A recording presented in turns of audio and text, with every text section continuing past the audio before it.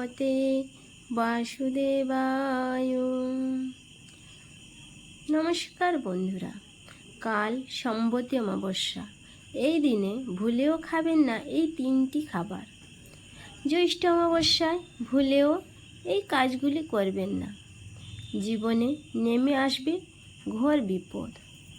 সম্বতী অমাবস্যা 2026, তিথি পঞ্জিকা অনুসারে 2026 সালের 14ই জুন, রবিবার দুপুর 12টা 20 অমাবস্যা তিথি শুরু হচ্ছে এবং 15ই জুন সোমবার সকাল 8টা 24 পর্যন্ত চলবে।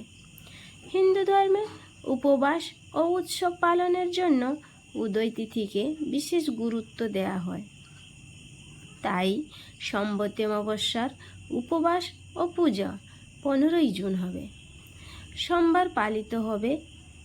এই দিনে ভগবান শিব এবং দেবী পার্বতীর পূজা বিশেষ রীতি রয়েছে।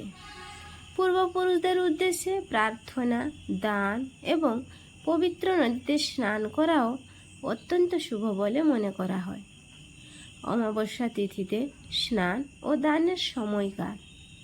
সম্বতী অমাবস্যার দিনে ব্রহ্ম মুহূর্তে স্নান ও দান করা সর্বোত্তম সময় বলে মনে করা হয়। 15ই জুন ব্রহ্ম মুহূর্ত হবে ভোর 4টা 4 থেকে 4টা 44 পর্যন্ত। অন্যদিকে অভিজিৎ মুহূর্ত হচ্ছে সকাল 11টা 54 থেকে দুপুর 12টা 50 পর্যন্ত। এই সময়ে আপনি স্নান, পূজা ও দান করতে পারেন। জ্যৈষ্ঠ অমাবস্যায় ভুলেও এই কাজগুলি করবেন না, জীবনে নেমে আসবে ঘোর বিপদ। জ্যৈষ্ঠ অমাবস্যা তিথির বিশেষ গুরুত্ব রয়েছে হিন্দু ধর্মে। এই অমাবস্যায় গঙ্গা স্নান, দান, পূজা পাঠ করাও বিশেষ তাৎপর্য রয়েছে। অনেকে এই দিনে ব্রতও পালন করেন। বিশ্বাস করা হয় যে এই দিনে এই নিয়মগুলি মেনে চললে মনের সমস্ত ইচ্ছা পূর্ণ হয়, জ্ঞানে অজ্ঞানে করা পাপ ও দোষ থেকে মুক্তি মেলে, পাশাপাশি পুণ্য প্রাপ্তিও হয়। জ্যৈষ্ঠ মাসের অমাবস্যা তিথিতে মা কালীকে ফলদান করলে শুভ ফল প্রাপ্তি হয়। জ্যৈষ্ঠ অমাবস্যা তিথিতে শুভ ফল প্রাপ্তির জন্য কি করা উচিত এবং কি করা উচিত নয়। জ্যৈষ্ঠ অমাবস্যায় এই কাজগুলি করবেন না। এই দিনে আমিষ জাতীয় খাবার এবং অ্যালকোহল গ্রহণ এড়ানো উচিত। এই দিনে কারুর কাছ থেকে ধারে টাকা নেবেন না।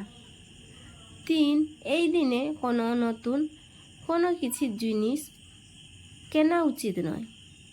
4, বেগুন। শাস্ত্রীয় বিশ্বাস ও আয়ুর্বেদ মতে জ্যৈষ্ঠ মাসে বেগুন খেলে তা শরীরে বাত ও পিত্তের সমস্যা বাড়িয়ে দেয়।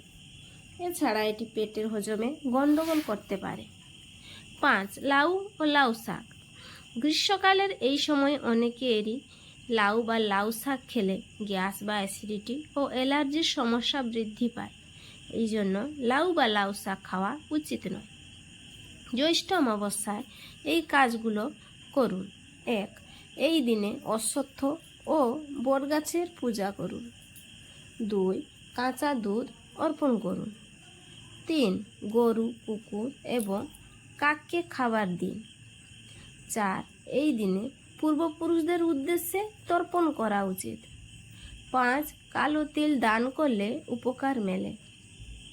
এই দিনে দরিদ্রদের কিছু দান করলে বা দেবাদিদেব মহাদেব ও পার্বতীর পুজো করে থাকেন অনেকে। মনে করা হয় এই দিনে এই পুজো করলে সমৃদ্ধি আসে, মহাদেব ও পার্বতীর কৃপা পাওয়া যায়। এমনও বিশ্বাস করা হয় যে এই দিনে পবিত্র নদীতে স্নান করলে এবং অভাবীদের দান করলে পাপমোচন হয় ও জীবনে ইতিবাচক শক্তি সঞ্চারিত হয়। হরে কৃষ্ণ, রাধে রাধে।